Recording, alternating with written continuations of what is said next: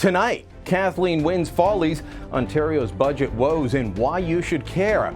Plus, Britain's push to leave the EU and bureaucrats trying to change Canada in their own liking. I'm Brian Lilley. It's February 26th, and this is the Ezra Levant Show.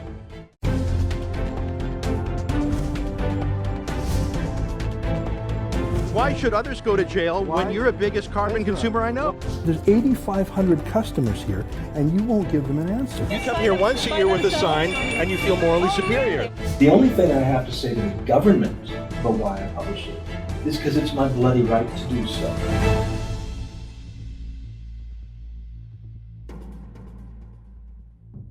Ontario budget used to be a boring affair, a stodgy affair. The province, long the economic engine of the country, just hummed along. There might be interest in this program or that, what would grow, what would be cut, but they weren't all that exciting, especially if you didn't live in Ontario. Now, I'm not going to tell you they're riveting now, but I will say with Ontario being a have-not province, a province perpetually in deficit, well, these budgets now matter. Doesn't matter where you live in the country, we're all paying for it. We're all paying for the policies of Kathleen Wynne and Dalton McGuinty before her that have slowed Ontario's economy, driven away jobs, turned the economic engine of the country into a slow-moving donkey instead of a locomotive. This latest budget from Wynne, well, they want you to ignore the fact that taxes are going up. They want you to ignore the fact that her cap-and-trade program will add about 5 cents a litre to your gas purchase.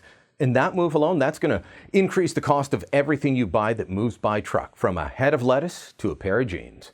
Wynne and her merry band of pickpockets would like you to forget that user fees are going up, meaning you're going to pay more for your driver's license or a whole host of other government services. What she wants you to know, the only thing she wants you to know, is she's giving free university tuition to the kids. That was the big news from her and her finance minister, Charles Sousa.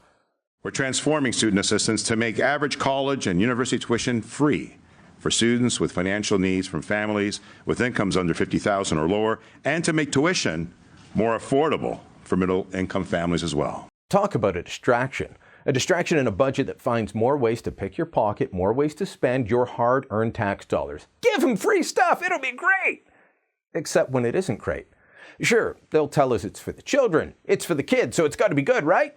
Wrong. The kids are not all right. At least they won't be in the long run. Wynne promises that her plan that would essentially cover the cost of tuition through grants for low-income college and university students, well, they're saying that the overall cost of funding this won't be higher than it has been in the past, right? I mean, Ontario Liberals have been doing such a great job of managing money before, and they're going to do an even better job of being honest about spending. Gas plants. Look, honestly, Sousa was asked about the cost in a news conference. Just listen to what the man is spewing. The program is being redesigned. It's going to be roughly the same as it stands, as it is today. It's being transformed so that it becomes less complex. And in fact, we've put in the budget the ability to further support should there be an increase. In other words, we want this to be oversubscribed. Look, I'm all for university. I could be paying for a lot of it myself soon. And I'm not opposed to helping the less fortunate. And I see where this is coming from. The theory, you educate those less fortunate, they become contributors to the economy. Theoretically, it's about creating more makers, not takers. And that's good theory. When it's done right, maybe it works. Many small C party platforms have built on this theory. It's why reasonable conservatives shouldn't shun social programs. But in Wynne's case, I don't think this is going to work. There's two big problems with it. One, if school is free, kids will have less incentive to get out there and actually find courses that will pay off economically in the long term. Why not just take classics if the government's paying for it? Liberal arts programs can be fun, but they don't necessarily lead to jobs, not good paying jobs. Would you like fries with that? You want soy latte? At worst, they breed 30-year-old perma students with no practical experience or street smarts. 10 more years of students not contributing to the economy and being takers, not makers. Speaking of those makers, they're leaving. Ontario will pay $11.8 billion in interest alone this year. The province is the highest subnational debt in the world. If you were a successful startup business or an established company looking to expand, would you plant yourself in this debt-ridden wasteland? Of course not. So the makers of the world, all part of the private sector, they're shipping out of this place in double time or choosing not to come here in the first place. So the irony here is that these kids will come out of school 4 years later with fewer prospects than ever before. What's the value of being debt-free with a degree if you can't find work to make a living? But the Champagne Socialists, well, they love higher education. I mean, guess how many university degrees Risa Moridi, the Minister of Training, Colleges and Universities, has? Guess what? 4. 4. She's not biased at all. Look, if you can find a way to turn the takers into makers, I'm all for it. But Kathleen Wynne, this isn't it.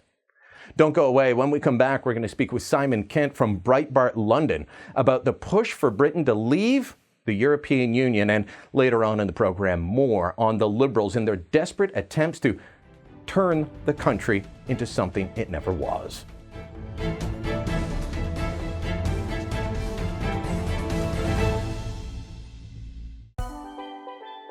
Want to have dinner with Faith Goldie? Grab a drink with Brian Lilley.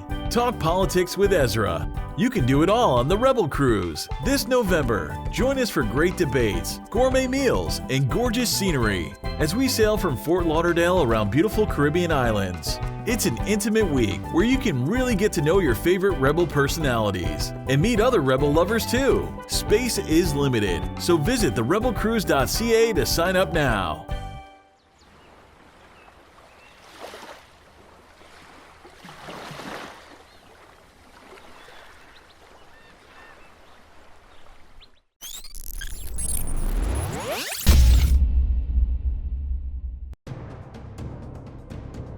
I love Alberta.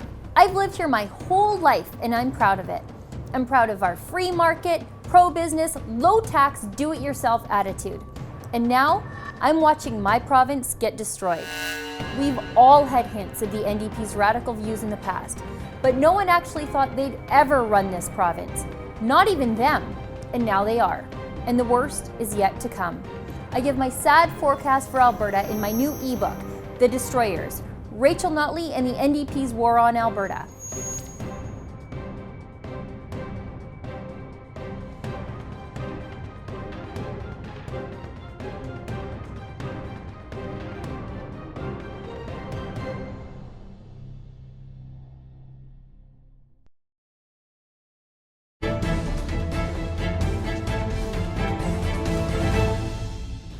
On Monday, I will commence the process set out under our Referendum Act, and I will go to Parliament and propose that the British people decide our future in Europe through an in-out referendum on Thursday, the 23rd of June.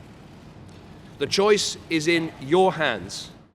David Cameron calling a vote for June 23rd. Should Britain stay in the European Union or should they Brexit?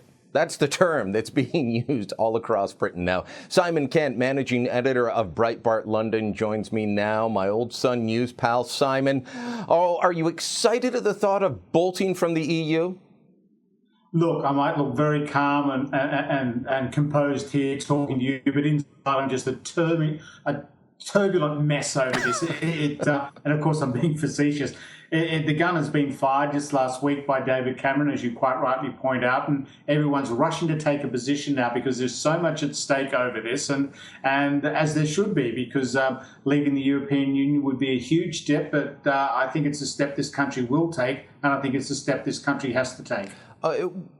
For people that haven't followed this, give us a bit of background of why this became an issue. Why are people looking at leaving or wanting to leave the EU when Britain's been part of the common market going back to the 1950s? That's correct. And it was formalised in the early 1970s with Edward Heath, the Conservative Prime Minister then. This all became an issue in the last general election here last year. It was driven by Nigel Farage and UKIP. He's been a very strong voice for the UK, standing alone on the world stage, cutting its ties to Europe. And in the end, Cameron, during the campaign, was forced to concede and then say, look, if we win this, we will go to the people, we'll give them a vote, in or out. Simple as that. And I think kudos to Nigel Farage and UKIP for that. Moved forward 6 months and here we are now. The poll has been declared for June. And I think for a lot of Brits, and this is where it comes down, this is where it falls. Does Britain stand on its own? Does it take control of its borders, which is a huge story here? Does it take control of its own court system and not cede authority to the supremacist courts in Brussels and in Strasbourg? Does Britain really be confident and an outward-looking nation rather than be a little European and part of the EU?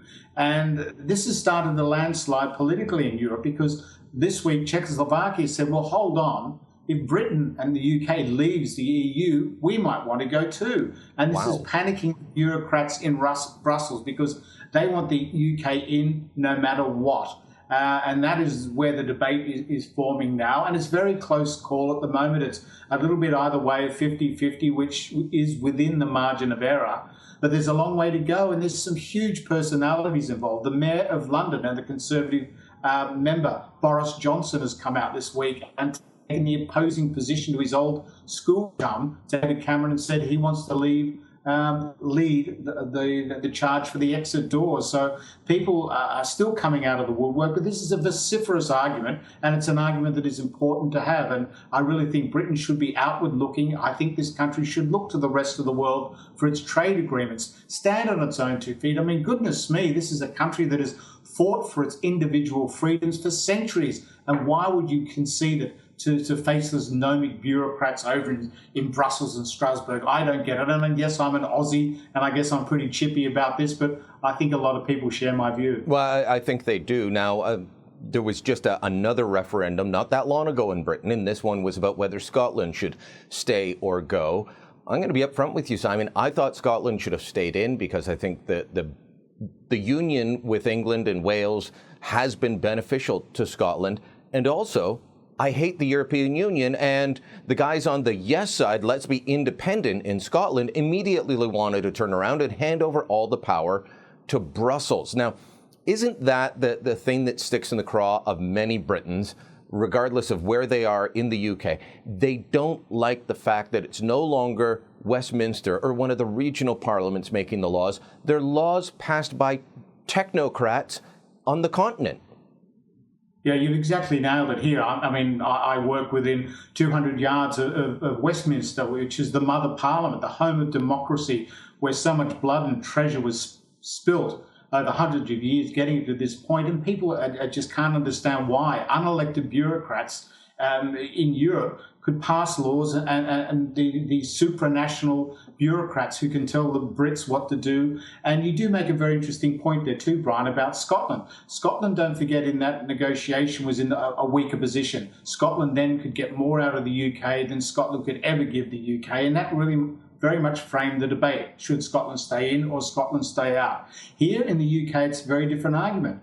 The EU needs Britain. It can't afford the fifth biggest economy in the world to wash its hands, turn around and walk off and strike its own agreements with the US, strike its own agreements, trade agreements with Canada, with the rest of Asia, with Japan, Malaysia, Indonesia, all these growing dynamic economies. The EU is desperate to keep the UK in. And for me, one of the saddest things was last week, David Cameron was in Brussels talking to Donald Tusk, President of the European Commission, and another minor bureaucrat. They're not elected, and he's there begging and pleading with them for concessions. It was a terrible look for democracy. A democratic leader begging unelected bureaucrats to give him something to take back to the people. I think that was a really interesting image, and it really says what it's all about with this debate. Does Britain stand on its own feet confidently in the world, frame its own government, its own constitutional laws, and its own way in the world, or does it concede to bureaucrats? And I know which way I'd like to go. By the sounds of things, I think I can tell, Brian, which way you'd I hate the EU. I mean, this is the body that tried to regulate what shape bananas should be, tried to get rid of the pint. I mean, there's nothing more central to British identity, perhaps, than the pint at the pub, and they wanted it to, no, you can't use the pint measurement, and you've got to use metric measurements for your beer. You know, some people dismiss this and say, no, it's not true. You can look time and again at all the crazy rules Brussels has tried to invoke. But what's fascinating to me, Simon, you're on the side of the angels in this. Many of my favorite people are. Daniel Hannan, European member of, or a member of the European Parliament, he doesn't want Britain to be in there. Boris Johnson's come out, but so there are Conservatives pushing for Britain to leave, but Prime Minister Cameron is campaigning for Britain to stay. Is it like that in all the parties, or is Labour fully behind this give the power to the bureaucrats move? Well, the Labor Party here is a socialist party. They love the idea of bureaucrats. They love people bossing other people around. So Labor's formed up. You get these incredible alliances. Here you have David Cameron, the Conservative Prime Minister, in lockstep with the leader of the Labor Party. And that's absurd. But you mentioned some of those things about the idiocy of the EU mandates and regulation. The big thing here is immigration, because people can see what's happening on the border, and that is important. And this country needs desperately to have control of its borders. It can't be flooded with people in the hundreds of thousands just turning up wanting to live in the UK and take advantage of such a munificent benefit system. That is where it really falls, and that is where the argument is going to take place. Does this country control its borders, or does it let Angela Merkel tell all the rest of Europe what to do? And she invites in a million plus refugees in the Middle East, and they all want to come and live in the UK. Believe me, they're not coming here because they like the weather, and they're not coming because the weather suits their clothes. They're coming because they want to tap into the benefit system. Well, let me ask you about that, because that was one of the things that David Cameron went and begged his unelected counterpart at the EU Commission for. They wanted to be able to say, we'll control our borders and we'll decide who gets benefits, and you can't just show up and get benefits. And the EU was saying, no, you can't do that. You've got to hand out benefits to people, and this is how you have to do it. That's no longer a sovereign country if the European Union makes those decisions. Well, correct. Can you imagine Canada doing that and saying to the US, well, you tell us what to do with our borders and you tell us what to do with our immigration? Goodness me, Barack Obama came out during the week and said the United Kingdom should not leave the EU. Could you see Barack Obama ceding authority, or maybe you could, of the US to other world leaders, and the US being told how many immigrants it should take, how much they should be paid, where they should be housed, whether or not US bananas are straight? No, there's no way Barack Obama would do that. And I dare to say, I hope I'm right, when the young Master Trudeau wouldn't cop that as well. I'd like to think that maybe he would. Maybe he loves bureaucrats as much as anyone would think. But that's how the argument is going. And it's the migration is a big thing, and also border control and national sovereignty and all the other issues then fall into place behind that. All right, so we have lots of experience with referendum issues in Canada. The big fight here is it a straight question? Is it a clear question? And do you need a clear majority? What are the rules and what's the question when it comes to the UK referendum? Is it a clear question? Because to me, Cameron saying, well, we've got these concessions, so let's stay in. It's a bit like René Lévesque's old Sovereignty Association. We'll still be independent, but we're going to be with these guys. Cameron, to me, looks like he's trying to fudge it a bit. What are the parameters of the vote, and what's the question? It's a straight yes in, or it's in or out. That's the question. Does UK stay in or out of the EU? It doesn't have to be 2/3 majority, 2/3 vote. It just has to be a clear majority, much like the vote was in Scotland. That was an in and out vote with whoever gets the most votes wins. It's a very simple formula. And you mentioned David Cameron. He has been in Europe negotiating, but what he comes back with is so paltry. He can't even explain it, and he doesn't approach the major issues. This country is being flooded, and it has been flooded since the mid to late 1990s under the Tony Blair government, with almost a mass human migration of biblical proportions. No one can do anything about that, least of all the Prime Minister, David Cameron. That is the issue that Brussels will not yield on. The same with paying benefits. Brussels will not yield on that. And there's a million other things. And all David Cameron has got is mealy-mouthed, half promises, half not promises that the EU would like to wiggle away from. And we also find out now that there's a whole bank of legislation, and Breitbart London is carrying that story. There's this legislation the EU is holding back until after the referendum, so they can be sure not to scare the horses, which is what bureaucrats love to do. Tell me about that. What are they holding back on? Are they looking at further regulation of national laws and economies from Brussels? Bureaucrats love regulation. Bureaucrats love red tape. Bureaucrats love anything they can do to tie countries down and hold them closer into this spurious union. And we understand that there's a whole raft of legislation being held back until afterwards to make a lock-in the UK for even longer. This is a once-in-a-generation vote. We won't be revisiting this in 10 or 15 years. And even though Boris Johnson has half hinted, well, he'd like to come out, renegotiate and go back in. Well, no, Boris, it's not like that. It should be an absolute in or out. And that is probably the only thing I agree with David Cameron on. You vote in or you vote out. And that is an absolute, and it's not a half measure. So that's where it's going to go. We're in for a very interesting next couple of months over here. It's going to be a very interesting summer in the UK, Brian, and all across Europe as this debate goes on, and the sleeves are getting rolled up now and people are taking positions. It makes for the best free show in town. See, you've already forgotten what it's like to live in Canada, Simon, because you're saying June 23rd, it'll be an interesting summer. That is about when our summer begins here, you might remember.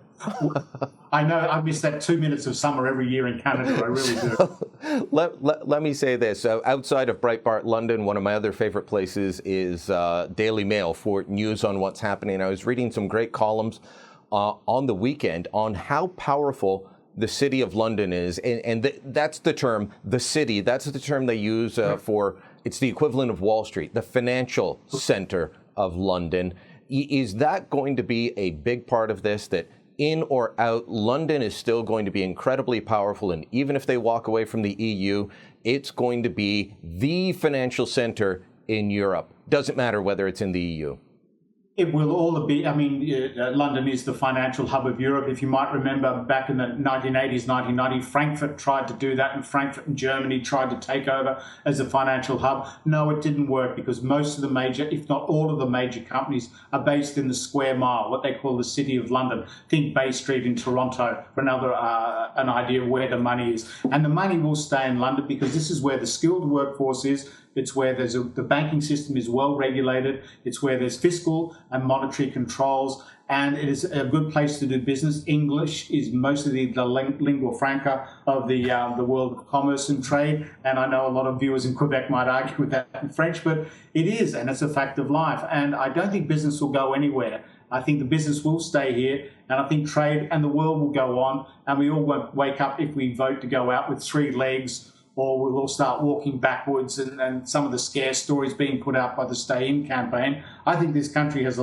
so much history and so much ability to stand on its own and face the world and be a confident country. I've got a picture behind me here of Winston Churchill. I wonder what he would make of this, Brian. I think he'd be absolutely appalled by the whole thing. Well, I think he'd be voting to Brexit. And if I could go over, I should see if I can somehow muster. I don't believe in expat citizenship voting, but maybe I'll see if I can fly over and cast a ballot. Do it the Chicago way. Vote early and often.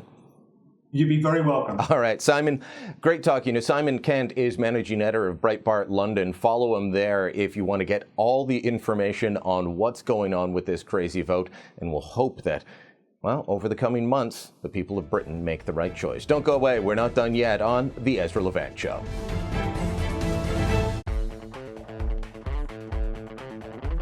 Looking for the perfect gift? Did you know the Rebel.media has a store? Make a statement with a t-shirt. Have your morning coffee in a Fearless Travel coffee mug. There's even an Ezra Levant bobblehead. It's a one-stop shop for the perfect gift. And don't forget to pick up something for yourself. Go to therebel.media/store to find out more.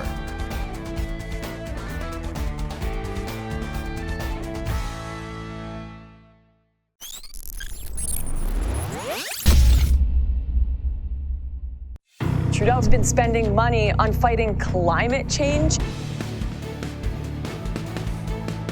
We're in serious trouble if we don't get an entirely new government. If you don't protect everyone's free speech, you're going to find your own silenced at some point.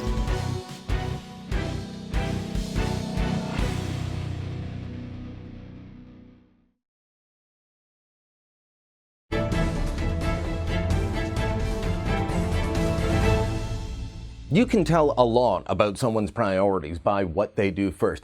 When I wake up in the morning, my priority is coffee. When the Liberals took charge of Canada, when they took power, their priority became changing Canada and hiding our history. This week, of course, we saw the Liberals showing that they believe in this by wanting to give terrorists their citizenship back. That's their first priority on the immigration file. But I want to take you back to another move the Liberals did early on that shows their priority is changing Canada in hiding our history. Remember, they took down the portrait of the Queen from the place of prominence at the Foreign Affairs headquarters in Ottawa? The Liberals took power on November 4th with a big splashy ceremony, a swearing in. Oh, and 2 days later, the officials at Foreign Affairs, now renamed Global Affairs, were rushing to take the Queen down while no one was looking and replacing her portrait with a pair of middling paintings by a Quebec artist most of us would never be able to identify. We started a petition at the time, SaveTheQueen.ca, and thousands of Canadians signed on demanding the Queen's portrait go back up. We knew it was doubtful the Liberals would listen, and we knew that they wouldn't care what ordinary Canadians think. After all, you just pay the bills for their storied life. So we did something else. We filed an access to information request to find out exactly what happened, who ordered the takedown, what were they saying when they were speaking just among themselves. The order to take down the Queen, it turns out, went out just 2 days after the magical swearing-in where the breezes blew softly and ushered Canada back into the golden age of Trudeaupia. Check this out, an email that went out on 8 p.m. on a Friday night. The bureaucrats were sprinting to work on what really mattered to them, getting rid of the Queen. The email in question is from Tony Variano, 8:03 p.m. on a Friday. Just off the phone with Vera Alexandra in USS's office, we have been asked to remove the Queen's portrait and reinstall the Pellin pieces that had been in place during the weekend. Okay, the first shocker, a bureaucrat in Ottawa working on a Friday night when there's no national emergency. And secondly, ordering weekend work when there's no national emergency. Except maybe to these bureaucrats, this wasn't a national emergency because they wasted no time in getting to work on this, even pushing for it to be done on the weekend when the building would be mostly empty, so no one would see. By the way, that weekend work, it drove up costs. What do you think it cost to take down the Queen's portrait and move the two Pellin paintings from one wall to another?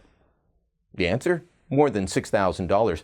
More than half of that was just for the use of the scissor lift that they had to use and the crew that was brought in to work it. $3,700, much of it overtime charges because, of course, they were calling these things in on a weekend.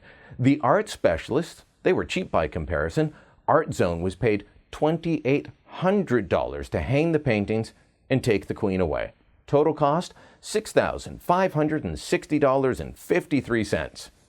Is that a bank-busting cost? No. That's not why I'm interested in this, not at all. I'm interested because this was the first thing they wanted to do. It was their priority, getting rid of the Queen and posting a pair of, let's be honest, ugly paintings. Maybe you like them, but I don't.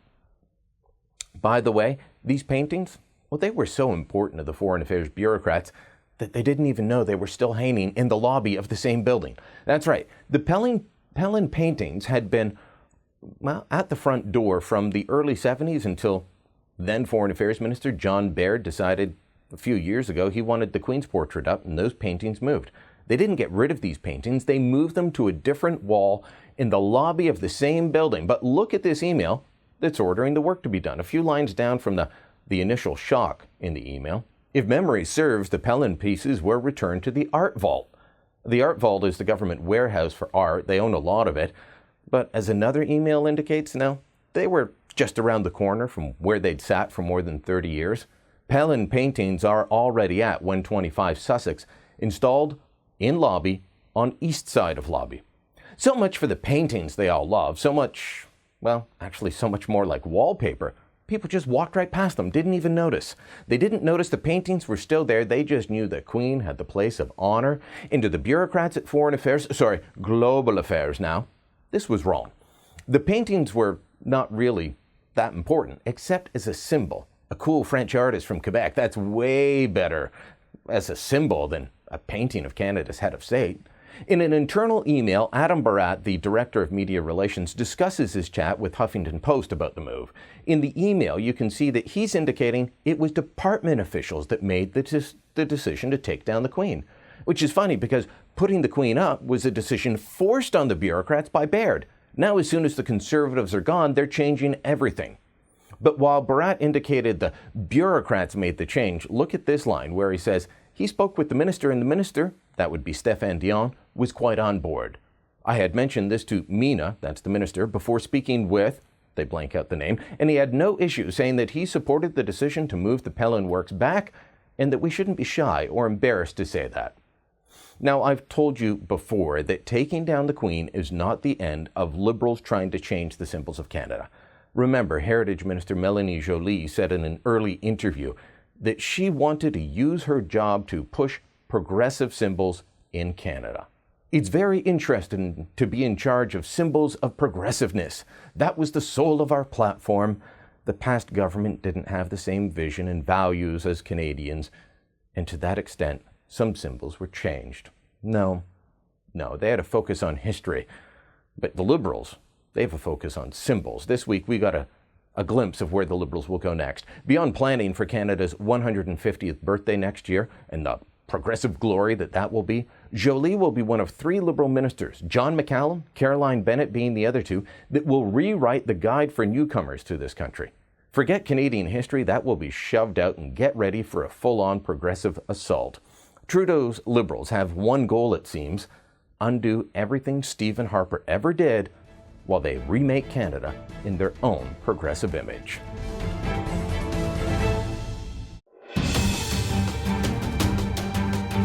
So open-minded that the brains have fallen out. What's the point that you're making? The point that I'm making is that if you're going to propose a massive overhaul to the way the economy is developed in terms of carbon tax, cap and trade, other forms like that, it helps to have some science that is in fact settled.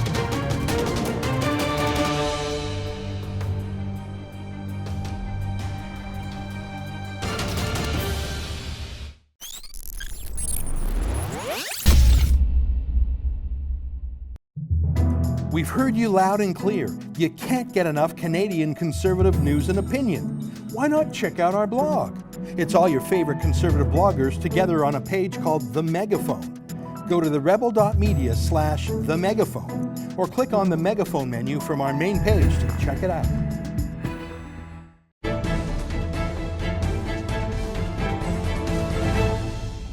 Well, thanks for watching tonight's show. I hope you enjoyed it. I can tell you lots of people were worked up about last night's show, where I dissected John McCallum's initial announcement about the giving citizenship back to terrorists while still trying to take it away from old Nazis, claiming there's no difference. We've got to be nice to the terrorists. I don't understand it, and plenty of you didn't. Now, let's get to the emails and tweets and so on. Walter wrote in via email, how can we throw out our dangerous Liberal governments? Impeachment, class action lawsuit, secure all Liberal members' assets? How? I'm frightened. I'm frightened as well, and I'm frightened that Canadians keep moving in this direction. But the pendulum will swing back, and hopefully it'll swing back towards sanity soon. Nick comments via Facebook, can someone please correct me if I'm wrong? With the new Liberal rules, a dual citizen who is found to be a terrorist can no longer have their citizenship revoked. However, anyone who obtains their citizenship through misrepresentation or fraud can have their citizenship revoked. How does this make any sense? It doesn't, especially, Nick, when you consider what I showed, which is that you actually lose your citizenship for the actions you did, not just for lying on a form the way the Liberals want to make you to believe. It's for terrorism and war crimes, the things they won't strip dual nationals for now. And Jeff writes via Twitter, great piece, Brian, just shaking my head at Trudeau's naivete and stupidity.